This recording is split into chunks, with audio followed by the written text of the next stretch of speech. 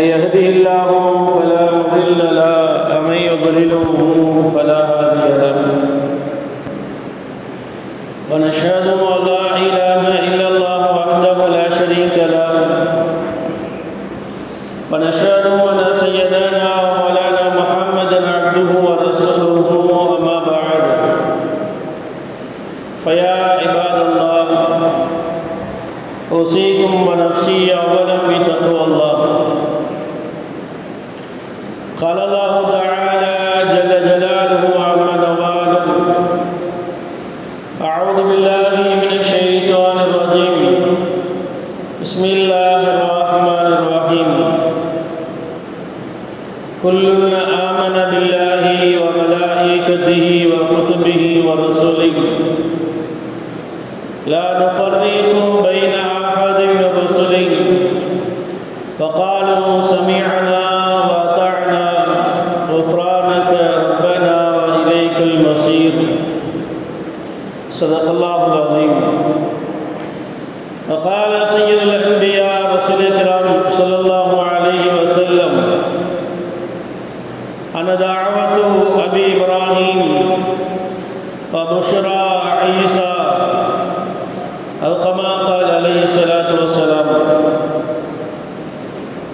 எல்லா புகழும் நம்மையெல்லாம் முஸ்லிம்களாக முஃமின்களாக அருமை நாயகம் முஹம்மது ரசூலுல்லாஹ் ஸல்லல்லாஹு அலைஹி வஸல்லம் அவர்களின் அருள் நிறைந்த உம்மத்திலே தோற்றுவித்தானே இந்த அல்லாஹ்விற்கே எல்லா புகழும். இந்த அல்லாஹ்வினுடைய கருணையும் அன்பும் அருமை நாயகம் முஹம்மது ரசூலுல்லாஹ் ஸல்லல்லாஹு அலைஹி வஸல்லம் அவர்களின் மீதும் அவர்களின் வாழ்வை பின்பற்றி வாழ்ந்த சஹாபாக்கள், தாபீன்கள், தபாஉ தாபீன்கள், ஷுஹதாக்கள், சித்தீகீன்கள், வலிமார்கள், இறைநேசர்கள், பாக்கியம் நிறைந்த ஜும்மாவுடைய நாளில் வருகை தந்திருக்கக்கூடிய நம் அனைவரும் மீதும் அல்லாஹ்வின் கருணை என்றென்றும் நம்மிடத்திலே வந்து சேரட்டுமாக. ஆமீன். அல்லாஹ் ஜல்லல்லாஹு தஆலா திருக்குர்ஆனில் முஸ்லிம்களினுடைய அடிப்படை கொள்கைகளை, அடிப்படையான நம்பிக்கையை குறித்து பேசக்கூடிய சூரத்துல் பக்ராவினுடைய கடைசி வசனங்களில் அல்லாஹ் பேசுகிறார். முஃமின்கள் அல்லாஹ்வை நம்புவார்கள். குல்லுன் ஆமன பில்லாஹ். அதே முஃமின்கள் வானவர்களை நம்புவார்கள், வேதங்களை நம்புவார்கள், அதேபோல் நபிமார்களை, ரசூல்மார்களை நம்புவார்கள் என்றெல்லாம் சொல்லக்கூடிய இடத்தில் அதையெல்லாம் தாண்டி லா நுஃபர்ரிகு பைன அஹதின் மின் ருசுலி, எந்த நபிமார்களுக்கு மத்தியிலேயும் அவர்கள் வேறுபாடு காட்ட மாட்டார்கள் என்று அல்லாஹ் ஜல்லல்லாஹு தஆலா முஃமின்களினுடைய நம்பிக்கையை குறித்து அல்லாஹ் பேசுகிறான். இந்த நபிமார்களை, இந்த நபியை நாங்கள் ஏற்றுக்கொள்வோம், அந்த நபியை நாங்கள் ஏற்றுக்கொள்ள மாட்டோம் என்று சொல்ல மாட்டார். அதே போல இந்த நபி எங்களுக்கு பிடிக்கும், அந்த ரசூல் எங்களுக்கு பிடிக்காது என்றும் சொல்ல மாட்டார்கள். மாறாக இந்த உலகத்திற்கு அல்லாஹ்வால் அனுப்பப்பட்ட எல்லா நபிமார்களையும், எல்லா தீர்க்கதரிசிகளையும் நாங்கள் ஏற்றுக்கொள்வோம். இவர்கள் எங்களுக்கு பிடிக்காது, அவர்கள் எங்களுடைய கொள்கைக்கு ஒத்து வர மாட்டார்கள் என்று நபிமார்கள் மீதான நம்பிக்கை குறித்த விஷயத்தில் ஒட்டுமொத்த இஸ்லாமியர்கள், முஃமின்கள் எல்லாம் எப்படி நம்பிக்கை கொள்ள வேண்டும் என்கின்ற வாசகத்தை அல்லாஹ் சுப்ஹானஹு வ தஆலா இந்த வசனத்தில் தெளிவுபட நமக்கு சொல்லி காட்டுகிறார். அந்த வகையில் நாம் பார்க்கிறோம், எல்லா நபிமார்களும் ஒன்றுதான். எந்த நபியையும் நாம் பாகுபாடு, வேறுபாடு காட்டுவதில்லை.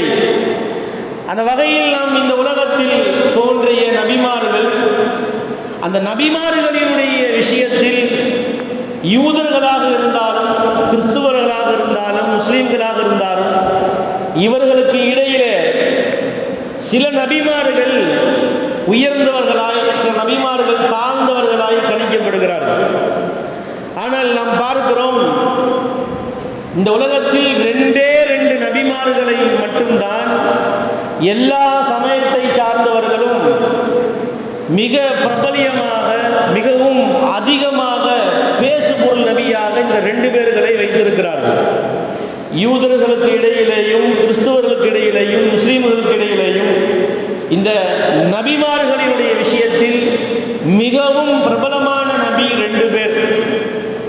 ஒன்று இப்ராஹிம் அலைஹிஸ்ஸலாம் அவர்கள், மற்றொன்று ஹஜ்ரத் ஈசா அலைஹிஸ்ஸலாம் அவர்கள்.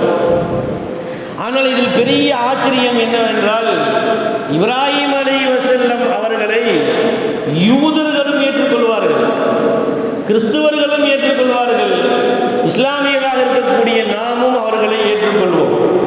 எந்த விதமான சர்ச்சைக்கும் கருத்து வேறுபாடுக்கும் இடமில்லாத ஒரு நபி, எல்லா சமயத்திலேயும் நபி என்றால் அது இப்ராஹிம் அலைஹிஸ்ஸலாம் அவர்கள் மட்டும்தான். யூதர்கள் தூக்கி பிடிக்கிறார்கள், கிறிஸ்தவர்கள் தூக்கி பிடிக்கிறார்கள், இஸ்லாமியர்கள் நாமும் அவர்களை புகழ்கிறோம், போற்றுகிறோம். அப்பேற்படிய சிறப்புக்குரிய நபி ஹஜ்ரத் இப்ராஹிம் அலைஹிஸ்ஸலாம் அவர்கள். ஆபிரகாம் எங்களை சார்ந்தவர், ஆபிரகாம் என்றால் இப்ராஹிம் அலைஹிஸ்ஸலாம், ஆபிரகாம் எங்களை சார்ந்தவர்கள் என்று உரிமை கொண்டாடுவதற்கு யூதர்களும் வருவார்கள், கிறிஸ்தவர்களும் வருகிறார்கள். ஆனால் ஒரு படி மேலே போய் இஸ்லாமியர்கள் இப்ராஹிம் அலைஹிஸ்ஸலாம் அவர்கள் எங்களினுடைய தந்தை என்று நாம் சொல்லுகிறோம். மில்லத் இப்ராஹிம், இப்ராஹிமினுடைய சமூகம் என்று நாம் பெருமை கொள்கிறோம். அதையெல்லாம் தாண்டி இந்த உம்மத்திற்கு இஸ்லாமியர்கள் என்று பெயர் வைத்தவர்களை ஹஜ்ரத் இப்ராஹிம் அலைஹிஸ்ஸலாம் அவர்கள் என்று பெருமானார் ஸல்லல்லாஹு அலைஹி வஸல்லம் அவர்கள் சொல்லி காட்டுகிறார்கள். ஒரு ஹதீஸில் வருகிறது, அன தஅவத்து இப்ராஹிம், நான் யார் தெரியுமா, நான் இப்ராஹிம் அலைஹிஸ்ஸலாமினுடைய துஆவின் வருகை நான் என்று பெருமானார் ஸல்லல்லாஹு அலைஹி வஸல்லம் அவர்கள் சொன்ன நபிமொழிகள் நம் கண்களுக்கு முன்னால் காண கிடைக்கிறது. அந்த வகையில் இந்த உலகத்தில் எல்லா நபிமார்களினுடைய நம்பிக்கை குறித்து வரக்கூடிய இடத்தில் இப்ராஹிம் அலைஹிஸ்ஸலாம் அவர்கள் போற்றுதலுக்குரிய நபியாக மாறுகிறார்கள். அதே இன்னொரு நபி அவர்கள்தான் ஹஜ்ரத் ஈசா அலைஹிஸ்ஸலாம் அவர்கள். வழக்கம் போல ஈசா அலைஹிஸ்ஸலாம் அவர்கள் யார் என்று கேட்டால் இஸ்லாமியர்கள் சொல்வார்கள், ஈசா அலைஹிஸ்ஸலாம் அவர்கள் அல்லாஹ்வினுடைய திருத்தூதர், அல்லாஹ்வினுடைய நபி.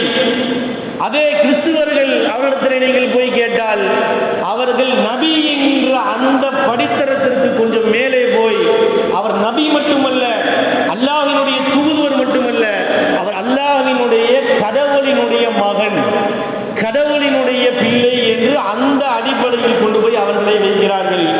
யூதர்கள் வழக்கம் போல இப்ராஹிம் ஈசா அலைஹிஸ்ஸலாம் அவர்களை நாங்கள் ரசூலாக, நபியாக, அல்லாஹ்வுடைய தூதராக ஏற்றுக்கொள்ள மாட்டோம் என்று சொல்கிறார்கள். ஆக மொத்தத்தில் இந்த உலகத்தில் வான வேதங்கள் என்று வந்த எல்லா வேத வெளிப்பாட்டினுடைய மதங்கள், யூத மதம், கிறிஸ்துவ மதம், இஸ்லாமிய மதம், எல்லாராலும் ஏற்றுக்கொள்ளப்பட்ட பிரபலமான நபி இப்ராஹிம் அலைஹிஸ்ஸலாம். எல்லா சமுதாயத்திடத்திலேயும் மிகப்பெரிய சர்ச்சைக்கும் மிகப்பெரிய கருத்து வேறுபாடுக்கும் உட்படுத்தப்பட்ட ஒரே நபி ஈசா அலைஹிஸ்ஸலாம் அவர்கள். அந்த ஈசா அலைஹிஸ்ஸலாம் அவர்களினுடைய பிறப்பை ஆண்டுதோறும் கிறிஸ்துவ சமூகம் கொண்டாடி கொண்டே இருக்கிறது. இதோ அடுத்து வரக்கூடிய டிசம்பர் 25 இயேசு கிறிஸ்துவினுடைய பிறப்பு என்று ஒட்டுமொத்த கிறிஸ்துவ உலகம் ஆண்டுதோறும் அதை கொண்டாடி கொண்டே இருக்கிறது. ஆனால் உண்மையில் இயேசு கிறிஸ்து என்று சொல்லப்படக்கூடிய ஈசா அலைஹிஸ்ஸலாம் அவர்கள் பிறந்தது டிசம்பர் 25 தானா, அல்லது யூதர்கள் சொல்லக்கூடிய கருத்து சரியா, கிறிஸ்துவர்கள் சொல்லக்கூடிய அந்த வாதம் சரியா, அல்லது இஸ்லாமிய மார்க்கம் குர்ஆனும் ஹதீஸும் ஈசா அலைஹிஸ்ஸலாம் அவர்களை பற்றி என்ன கருத்து சொல்லுகிறது என்பதைத்தான் இன்றைக்கு நாம் நடுநிலை சிந்தனையோடு இந்த ஜும்மாவில் பார்க்க இருக்கிறோம். நான் மேலே சொன்னது போலவே திருக்குர்ஆன் எல்லா நபிமார்களுக்கு மத்தியிலேயும் வேறுபாடு காட்டாது. எந்த நபிமார்களுக்கு மத்தியிலேயும் இஸ்லாமியர்கள் வேறுபடுத்தி காட்ட மாட்டார்கள். எல்லா தீர்க்கதரிசிகளும் எல்லா நபிமார்களும் அல்லாஹ்விடத்தில் இருந்து வந்த திருத்தூதர் என்பதை நாம் ஆழமான நம்முடைய கருத்தை நாம் முன்வைக்கிறோம். சரி, மற்ற மத வேதங்களில் நாம் பார்த்தால், மற்ற சமயங்களில் பார்த்தால் ஈசா அலைஹிஸ்ஸலாம் அவர்களை பற்றி சொன்ன வார்த்தைகள் எல்லாம் குறைவு. ஆனால் குர்ஆன் ஈசா அலைஹிஸ்ஸலாம் அவர்களை பற்றி நிறைய செய்திகளை சொல்லி காட்டுகிறது. குர்ஆனுக்குள் இருக்கக்கூடிய ஈசா அலைஹிஸ்ஸலாம் அவர்களை பற்றி நாம் பார்க்கிறோம். இஸ்லாமிய பார்வையில் ஈசா அலைஹிஸ்ஸலாம் யார் என்று பார்க்கிற போது திருக்குர்ஆனில் அல்லாஹ் ஸுப்ஹானஹு வ தஆலா ஈசா அலைஹிஸ்ஸலாம் அவர்களை பற்றி மட்டும் அல்லாஹ் ஸுப்ஹானஹு வ தஆலா பேசவில்லை. மாறாக ஈசா அலைஹிஸ்ஸலாமுடைய தாயாரினுடைய அவர்களின் பெயரிலேயே ஒரு சூறாவை அல்லாஹ் திருக்குர்ஆனிலே வைத்திருக்கிறார். குர்ஆனுக்குள்ளே எந்த பெண்ணினுடைய பெயரும் இல்லை. ஆனால் ஒரே ஒரு பெண்ணினுடைய பெயராலேயே அல்லாஹ் ஒரு அத்தியாயத்தை இறக்கி வைத்திருக்கிறான். சூரத்துல் மரியம். மரியம் அலைஹிஸ்ஸலாம் அவர்கள் ஈசா அலைஹிஸ்ஸலாம் அவருடைய தாயார் மரியமை பற்றி அல்லாஹ் திருக்குர்ஆனில் பேசுகிறார். அதோடு மட்டுமல்ல, ஈசா அலைஹிஸ்ஸலாமுடைய தாத்தா பாட்டிக்கென்றே ஒரு தனி அத்தியாயம் திருக்குர்ஆனில் இருக்கிறது. சூரா ஆல இம்ரான். இம்ரானினுடைய சந்ததிகள் என்று சொல்லி அல்லாஹ் ஸுப்ஹானஹு வ தஆலா ஈசா அலைஹிஸ்ஸலாமுடைய பரிசுத்த தாய் மரியமினுடைய அத்தா இம்ரான், அவருடைய சந்ததி, அவருடைய வம்சாவளி, பரம்பரை அத்தனை பற்றியும் அல்லாஹ் ஸுப்ஹானஹு வ தஆலா திருக்குர்ஆனில் விளக்கமாக சொல்லுகிறார். அந்த வகையில் நாம் பார்க்கிறோம், இஸ்லாமிய பார்வையில் ஈசா அலைஹிஸ்ஸலாம் குர்ஆனுக்குள்ளேயும் ஹதீஸுக்குள்ளேயும் மிகவும் பரவி கிடக்கிறார்கள். அந்த குர்ஆன் சொல்லக்கூடிய ஈசா அலைஹிஸ்ஸலாமினுடைய ஒரு 4-5 செய்திகள் நம்முடைய கவனத்திற்குரியது. ஒரு 5 செய்திகள்.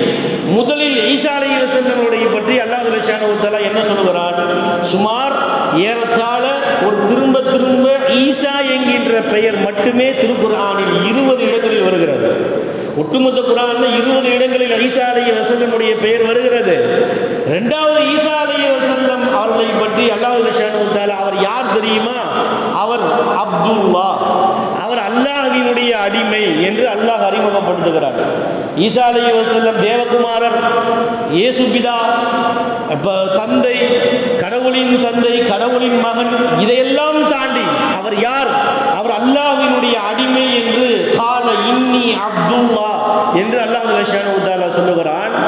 மூன்றாவது இடம் ஈசா அலைஹிஸ்ஸலாம் யார் என்றால் அவருக்கு பெயர் மசீஹ். மசீஹ் என்றால் தடவக்கூடியவர் என்று பொருள். என்ன தடவக்கூடியவர்? ஈசா அலைஹிஸ்ஸலாம் அவர்கள் தடவினால் தீராத வியாதியெல்லாம் தீர்ந்து போகும், நிவாரணம் பெறும். அதனால்தான் அவர்களுக்கு பெயர் ஈசா மசீஹுல்லா என்று அவர்களுக்கு பெயர். தடவக்கூடியவர். நாம் உழு செய்கிற போது மசகு செய்கிறோம் இல்லையா? மசகு என்றால் தடவுதல். அப்படி மசீஹ் என்றால் தடவக்கூடியவர். அவர் தடவினால் தீராத நோய், தொழு நோய், எல்லா குஷ்ட நோய், எல்லா நோயும் தீர்ந்து போகும். எனவே ஈசா அலைஹிஸ்ஸலாம் அவர்களை அல்லாஹ் ஸுப்ஹானஹு வ தஆலா திருக்குர்ஆனில் 3வது பட்சமாய் அவர்களை மசீஹ் என்று சொல்லுகிறான். அதே ஈசா அலைஹிஸ்ஸலாம் யார்? அல்லாஹ் சொல்லுகிறான், அவர் ரூஹுல்லாஹ், அல்லாஹ்வுடைய ரூஹ். அவர் ஜிப்ராயில் அலைஹிஸ்ஸலாம் அந்த ரூஹை வாங்கி கொண்டு வந்து மரியம் அம்மையாரினுடைய வயிற்றில் ஊதினார்கள். மரியம் அம்மையார் அவர்கள் கர்ப்பம் தரித்தார்கள். நார்மலாக நாம் பிறப்பது போல ஒரு ஆணும் பெண்ணும் சேர்ந்து தம்பதிகளாய் அதற்கு பின்னால் பிறந்த குழந்தை எல்லாம் ஈசா அலைஹிஸ்ஸலாம் அவர்கள் அல்லாஹ்வினுடைய ரூஹை ஜிப்ராயில் வாங்கி கொண்டு வந்து மரியமினுடைய கருப்பையில் ஊதியதற்கு பின்னால் கருத்தரித்தார்கள். எனவே அவர்கள் ரூஹுல்லா என்று அல்லாஹ் சொல்லுகிறான். 5வதாய் அல்லாஹ் ஸுப்ஹானஹு வ தஆலா கலிமத்து, அவர் யார் தெரியுமா? கலிமத்துல்லாஹ், அல்லாஹ்வினுடைய கலிமா. அது என்ன அல்லாஹ்வினுடைய கலிமா? குன் என்கின்ற அல்லாஹ்வினுடைய ஒற்றை வார்த்தையில் பிறந்தவர் அவர். ஒரு ஆணும் பெண்ணும் சேர்ந்து பிறக்கவில்லை. அல்லாஹ்வினுடைய குன், ஆகு என்று அல்லாஹ் சொன்ன உடனேயே அவர் ஆகிவிட்டார். எனவே அவர் கலிமத்துல்லாஹ் என்றெல்லாம் ஈசா அலைஹிஸ்ஸலாம் அவர்களை பற்றி அவர்களின் வேதம் பேசியதை விடவும் அதைவிட பன்மடங்கு அல்லாஹ் ஸுப்ஹானஹு வ தஆலா திருக்குர்ஆனில் இந்த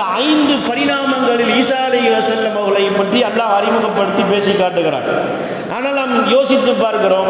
இன்றைக்கு உலகளாவிய முறையில் மிகப்பெரிய மதம் என்று எடுத்துக்கொண்டால் உலகளவில் வளர்ந்து கொண்டிருக்கக்கூடிய வளர்ப்பிறையான மதங்கள் முதல் இடத்தில் இருப்பது கிறிஸ்துவ மதம்தான்.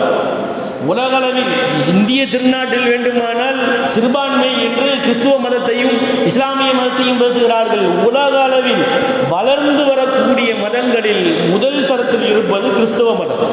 ஆனால் அப்பேற்பட்ட மதத்திற்கு அடுத்த கட்டத்தில் இருப்பது இஸ்லாமிய மதம்.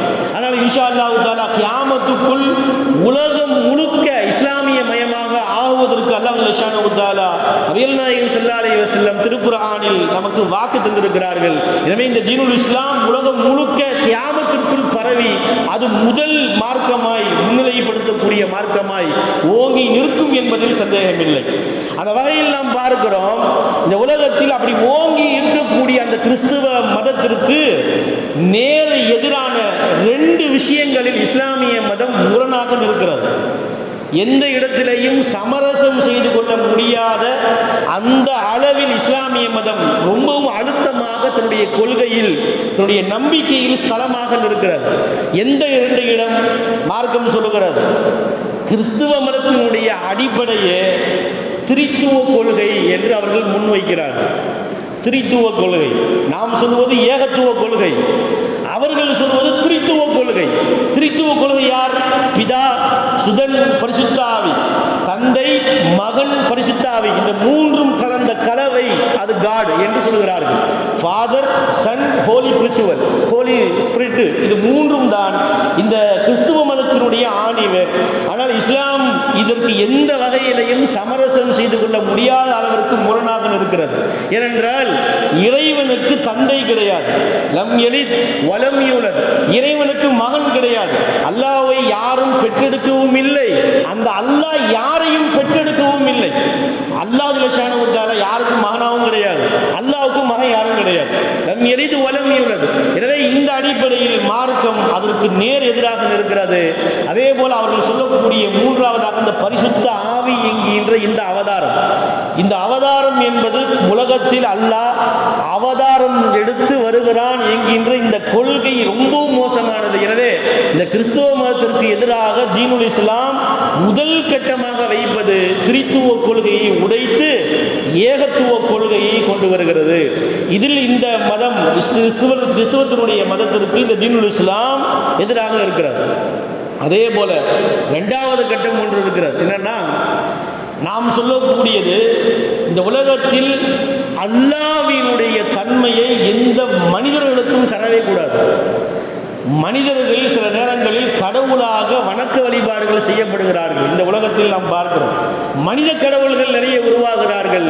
ஈசா அலைஹிஸ்ஸலாம் அவர்கள் மனித கடவுள் அல்ல, அவர் அல்லாஹ்வுடைய தூதர். எலும்பும் நரம்பும் சதையும் இரத்த நாளங்களால் படைக்கப்பட்ட ஒரு தூதர், அவ்வளவுதான்.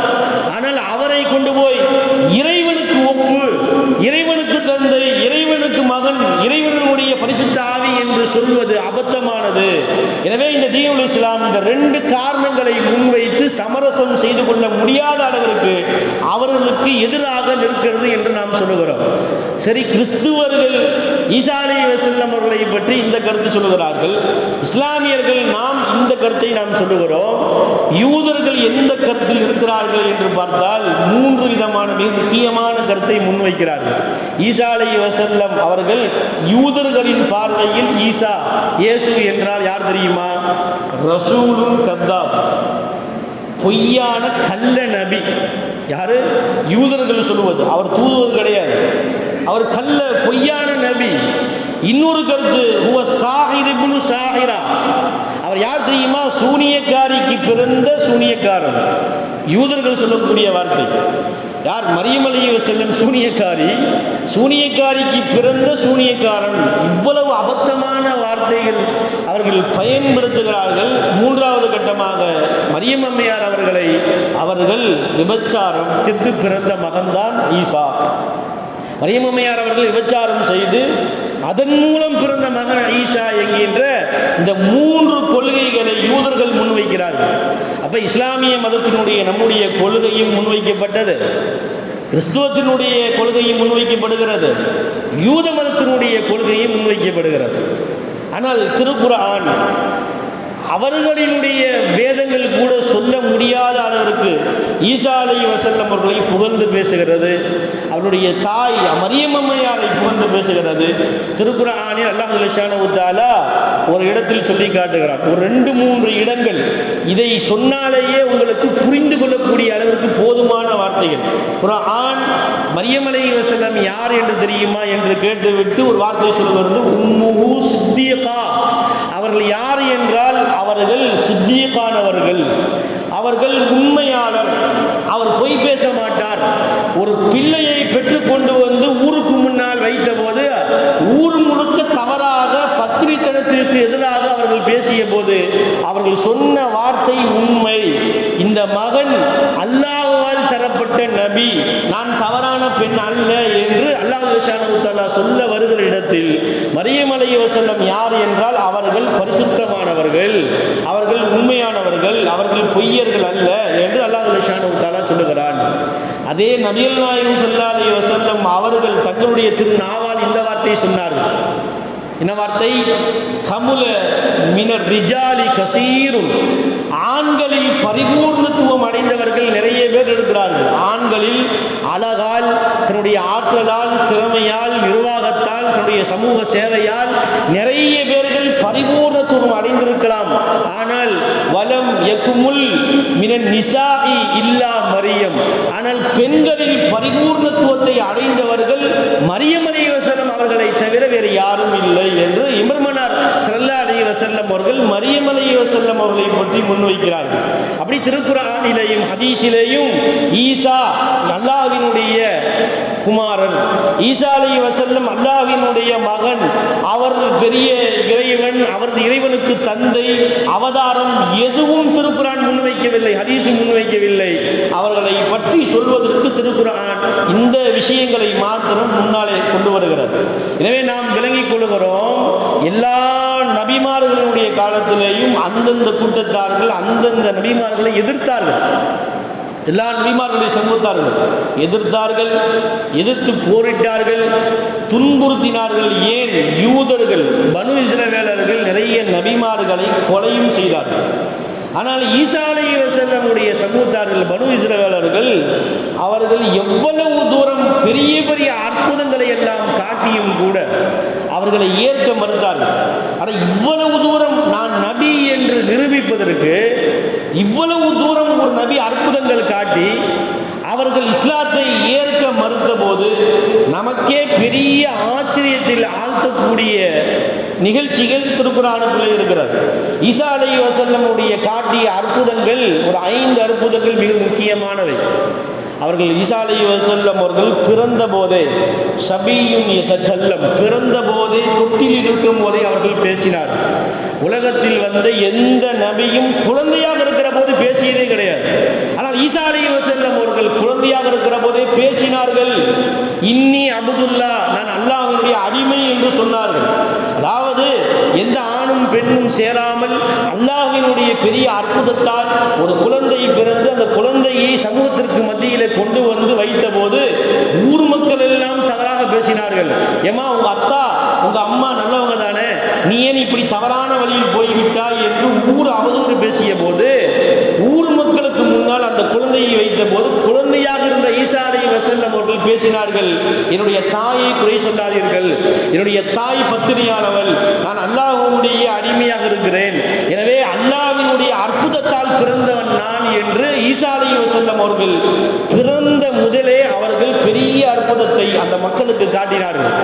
அற்புதம் காட்டப்படுகிற போது அவரை நபி என்று ஏற்றுக்கொள்ள வேண்டுமா இல்லையா? ஆனால் அவர்கள் ஏற்றுக்கொள்ளவில்லை. பார்த்தார்கள், பயந்து பின்வாங்கினார்கள். யாரும் அவர்கள் அல்லாஹ்வுடைய தூதர் என்று ஏற்றுக்கொள்ள நிறைய பேர் மறுத்தார்கள். இது முதல் அற்புதம்.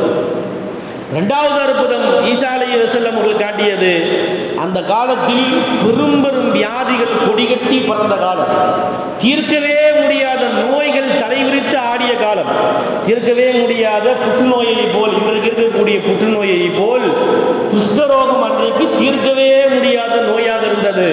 வந்தார்கள், ஈசா அலைஹிஸ்ஸலாம் தடவுகிற போது குஷ்டரோகம் அப்படியே சரியாகும், தொழுநோய் அப்படியே மாறும், நிறங்கள் தோள்களில் மாறி அவர் சுகம் பெறுகிறார். இதை பார்த்தும் கூட அவர்கள்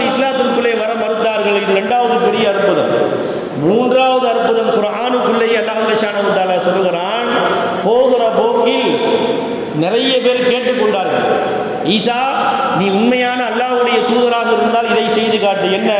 அதாவது ஆதம் அலைஹிஸ்ஸலாம் அவர்களை அல்லாஹ் ஜல்லஷானஹு வ தஆலா களிமண்ணை குழப்பி பொம்மை கோயில் செய்து தன் ரூஹை ஊதி உயிர் கொடுத்தது போல ஒரு பறவையை நீ தன் கையால் செய்து களிமண்ணால் செய்து நீ ரூ கொடுக்க வேண்டும் என்று சொன்னபோது ஈசா அலைஹிஸ்ஸலாம் அவர்கள் அதையும் செய்து காட்டினார்கள்.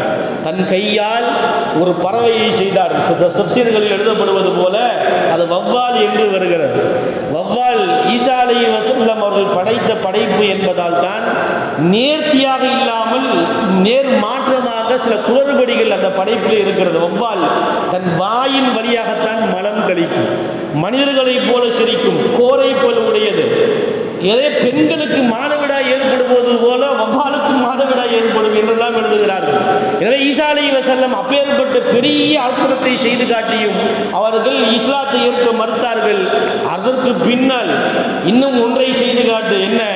இந்த மௌத்தா போன சில நபர்கள் இருக்கிறார்கள், கண் முன்னால் வாழ்ந்து மௌத்தாகி கபிரிஸ்தானில் அடக்கம் செய்யப்பட்டிருக்கிற இந்த நபரை எழுப்பி நீ உயிர் கொடுக்க வேண்டும் என்று சொன்னபோது அதையும் செய்து காட்டினார்கள்.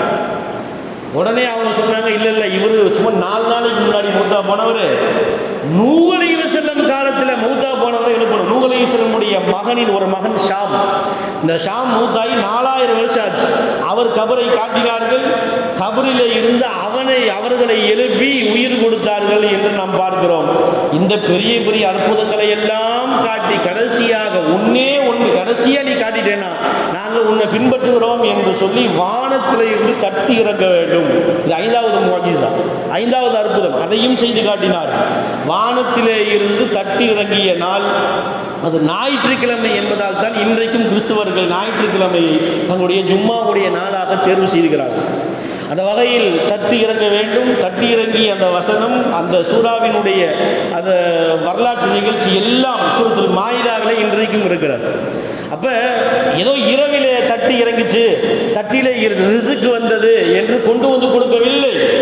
எல்லா மக்களும் பார்த்து கொண்டிருக்கிற போதே வானத்திலே இருந்து தட்டி ரிஸ்கோடு வந்து இறங்கியது.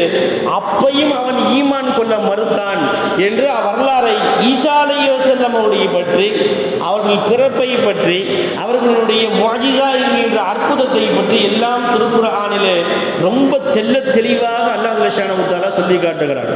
அந்த வகையில் அந்த வரிசையில் நாம் பார்க்கிறோம், அதே ஈசா அலைஹிஸ்ஸலாம் அவர்கள் கடைசி கட்டம் வந்தது. அவருடைய வாழ்க்கையினுடைய கிளைமேக்ஸ் 33 வயதான போது ஈசா அலைஹிஸ்ஸலாம் அவர்களை கொலை செய்கிற நோக்கத்தோடு அன்றைக்கு வாழ்ந்த யூதர்கள், அன்றைக்கு ஆண்டு கொண்டிருக்கக்கூடிய அந்த அரசை கையில் போட்டுக்கொண்டு இந்த இயேசு கிறிஸ்து என்கின்ற இந்த ஈசாவினுடைய கதையை முடிக்க வேண்டும் என்று சொல்லி ஒரு ஆளை வேவு பார்ப்பதற்காக வேண்டி அனுப்பினார்கள். அவனுடைய யகூதி அந்த யூதாஸ் என்கின்ற அந்த நபரை ஒரு 12 பேர் அமர்ந்திருக்கக்கூடிய ஒரு சபையில் கொண்டு வந்து உட்கார வைத்து தகவல் கொடுக்க வைத்து உள்ளுக்குள்ளே திபு என்று கொலை செய்ய வேண்டும் என்று உள்ளுக்குள்ளே வந்தவர்களுக்கு பெரிய அதிர்ச்சி ஏற்பட்டது. என்னன்னா அல்லாஹ் ஜல்லஷானஹு வ தஆலா ஈசா அலைஹிஸ்ஸலாம் அவர்களை போலவே அந்த யூதாஸ் என்கின்ற காட்டி கொடுக்க வந்தவனை அல்லாஹ் மாற்றி விட்டான்.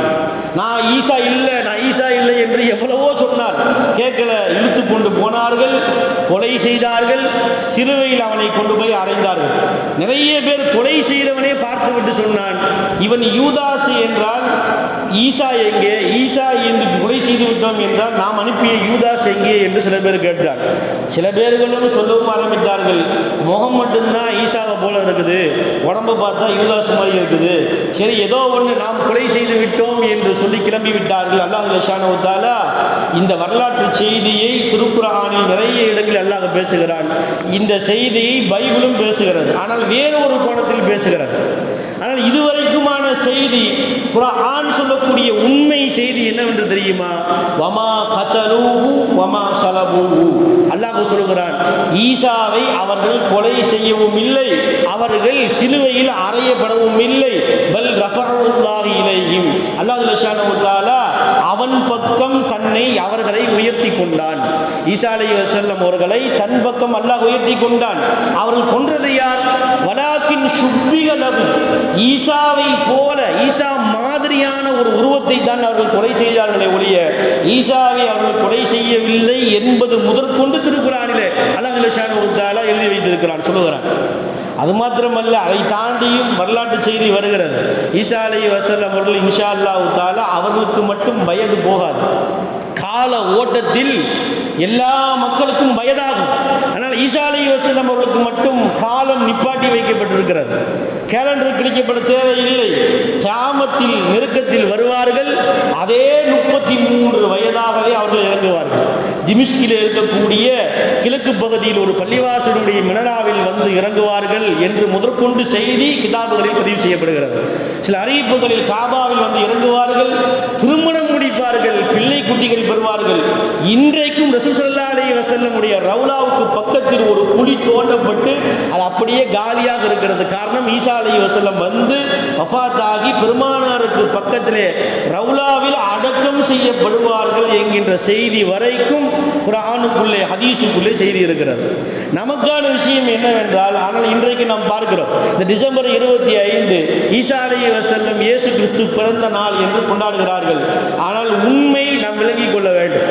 இந்த அமெரிக்காவினுடைய பிரிட்டானிக்கா என்சைக்ளோபீடியா, இந்த பிரிட்டானிக்கா தகவல் கலைக்களஞ்சியம் என்கின்ற பெரிய நூல், கிறிஸ்துவ உலகத்தினுடைய ஆணி வேறாக இருக்கக்கூடிய அந்த நூலிலேயே ஈசா அலைஹிஸ்ஸலாம் இயேசு கிறிஸ்து பிறப்பு சந்தேகத்திற்குரியது, இந்த மாதத்தில் அவர் பிறந்தால், இந்த தேதியில் பிறந்தார் என்பதே சந்தேகத்திற்குரியது என்று பெரிய பெரிய திருச்சபையில் இருக்கக்கூடிய பெரும்பெரும் போப்புகள் கூட அதை மறுக்கிறார்கள். 150% அனுமானமானதுதான் டிசம்பர் 25. ஈசா அலைஹிஸ்ஸலாம் அவர்கள் குளிர்காலத்தில் பிறக்கவில்லை. ஏனால் உலகம் முழுக்க இருக்கக்கூடிய இந்த டிசம்பர் 25 பெரும்பான்மையான நாடுகளில் குளிர்காலம். ஈசா அலைஹிஸ்ஸலாம் அவர்கள் குளிர்காலத்தில் பிறக்கல, கோடை காலத்தில் தான் பிறந்தார்கள் என்று நிறைய முஃபஸ்ஸிரீன்கள் நமக்கு விளக்கம் எழுதுகிறார்கள். த 100 சொல்லி ஒரு புஸ்தகம் தமிழில் வந்திருக்கிறது. அதை எழுதியவர் மைக்கேல் ஹார்ட் என்கின்ற ஒரு நபர். அவர் கிறிஸ்துவ ஆய்வாளர், பெரிய மேதை, அறிஞர். அவர் கிட்டத்தட்ட உலகத்திலே இருக்கக்கூடிய உயர்ந்த மனிதர்கள் 100 பேர் என்று சொல்லி த 100 ஒரு புத்தகம் எழுதியிருக்கிறார். அந்த த 100ல ஒரு கிறிஸ்துவராக இருக்கக்கூடியவர் இந்த உலகத்திலேயே சிறந்தவர்கள் 100 பேர் என்று எழுத வருகிற போது அதில் முதலாவதாக யாரை வைக்க வேண்டும்? இயேசு கிறிஸ்து தான் உயர்ந்தவர் என்று வைக்க வேண்டும் ஒரு கிறிஸ்துவர். ஆனால் அவர் அப்படி வைக்கவில்லை. உலகத்திலேயே தலை சிறந்த நபர்கள் 100 பேரில் முதலாவது நபர் நம்ம முஹம்மது ஸல்லல்லாஹு அலைஹி வஸல்லம் என்று அவர் எழுதுகிறார். 3வது இடத்தில் இயேசு கிறிஸ்துவை கொண்டு போய் எழுதுகிறார். ஏன் இப்படி எழுதுகிறீர்கள் என்று அவரிடத்தில் கேட்கப்பட்ட போது அவர் காரணம் சொன்னது இதுதான்: இயேசு கிறிஸ்துவினுடைய எந்த ஒரு நல்ல விஷயம், ஒரு பிறந்த தேதி, இறந்த தேதி, எதுவுமே எல்லாமே அனுமானம் தான், எதுவுமே ஊர்ஜிதப்படுத்தவில்லை. எனவே பெருமானார் ஸல்லல்லாஹு அலைஹி வஸல்லம் எல்லா வரலாற்று குறிப்புகளும் துல்லியமாக பதிவு செய்யப்பட்டிருக்கிறது. ஆனால் இயேசு கிறிஸ்துவினுடைய பிறப்பு, இறப்பு எதுவுமே எங்களுக்கு தெரியல, எல்லாமே சந்தேகத்திற்குரியது. எனவே அவரை கொண்டு போய் 3வது இடத்தில் நான் வைத்தேன் என்று சொல்லக்கூடியவர் யூதர் அல்ல, இஸ்லாமியர் அல்ல, கிறிஸ்துவ மதத்தை சார்ந்தவரை அவர் எழுதிய நூலில் பெருமானாரை 1ஆம் இடத்தில் வைத்து 3வது இடத்தில் கொண்டு போய் இயேசு கிறிஸ்துவை வைத்ததற்கான காரணத்தை எழுதுகிறார். அதாவது இந்த பிரிட்டானிக்கா என்சைக்ளோபீடியா என்கின்ற இந்த புத்தகத்தில் கிறிஸ்துவர்கள் சம்பந்தமான எல்லா தகவல் கலைக்களஞ்சியும் அதுக்குள்ளே இருக்கும். எப்படி கொண்டு போய் இயேசு கிறிஸ்து டிசம்பர் 25 பிறந்தார் என்று வந்தது என்கின்ற ஒரு சின்ன ஒரு துணுக்கான ஒரு காரணத்தை ஒன்றை சொல்லுகிறார். அதாவது கிறிஸ்துவர்கள் அந்த காலத்தில் கொடிகட்டி பிறந்த அந்த காலத்தில் நிறைய பேர்களுடைய பண்டிகை தினம் டிசம்பரில் வந்துச்சு. எனவே நாங்கள் என்ன பண்ணிட்டோம், இயேசு கிறிஸ்துவனுடைய பிறப்பு டிசம்பர்னு சொல்லி ஒரு அனுமானமாக எழுதி வைத்ததை வைத்துக்கொண்டு இன்றைக்கு உலகம் முழுக்க இருக்கக்கூடியவர்கள் அதை என்ன செய்கிறார்கள், அந்த நாளை கொண்டாடுகிறார்கள். எனவே இந்த மார்க்கம் எல்லா விஷயத்திலையும் துல்லியமாக பேசக்கூடிய இந்த மார்க்கம், இயேசு கிறிஸ்து என்கின்ற ஈசா அலைஹிஸ்ஸலாமுடைய பிறப்பு, இறப்பு எல்லாம் துல்லியமாக இருக்கிறது. அதனால் தான் நிறைய பாதிரிகள் இஸ்லாத்தை ஆய்வு செய்து இன்றைக்கு 100% பேர் கிறிஸ்துவ மதத்தில் இருந்து இஸ்லாத்தை தழுவுகிறார்கள். உலகத்தில் யாரும் இஸ்லாமிய மதத்தில் இருந்து திரும்ப கிறிஸ்துவ மதத்துக்கு போவதில்லை. யாராவது ஒரு கலிசடை இந்த காதல் போன்ற சமாச்சாரங்களில் விழுந்து கொண்டு வேண்டுமானால் மாறலாம். ஆய்வு செய்து கடைசி முடிவாக கிறிஸ்துவ மதத்தில் இருந்து நிறைய போப்புகள், பாதிரிகள், நிறைய ஆய்வாளர்கள் பேராசிரியர்கள் இந்த தீனுல் இஸ்லாத்தை நோக்கி வந்து கொண்டே இருக்கிறார்கள் என்பது இன்றைக்கு வரைக்கும் நாம் பார்த்து கொண்டிருக்கக்கூடிய உண்மை. எல்லாம் அல்லாஹ் சுப்ஹானஹு வ தஆலா கியாமத் வரைக்கும் எந்த இஸ்லாத்தில் நாம் இருக்கிறோமோ அந்த இஸ்லாத்தின்படியே வாழ்ந்து அந்த இஸ்லாத்தின்படியே இன்ஷா அல்லாஹ் தஆலா அல்லாஹ் ரப்பல் ஆலமீன் நம்மை மறுமையில் எழுப்புவானாக. உலகம் முழுக்க இருக்கக்கூடிய எல்லா மாற்று மத சமயத்தவர்களும் சரியான இந்த இஸ்லாத்தை புரிந்து கொள்ளக்கூடிய பாக்கியத்தை அல்லாஹ் சுப்ஹானஹு வ தஆலா தந்து அதன் மூலம் இந்த இஸ்லாத்தின் பக்கம் வரக்கூடிய பாக்கியத்தை எல்லாம் அல்லாஹ் ரப்பல் ஆலமீன் தந்தல் புரிவானாக. வாஹிரு தஅவானா அல்ஹம்துலில்லாஹி ரப்பில் ஆலமீன். அஸ்ஸலாமு அலைக்கும் வரஹ்மத்துல்லாஹி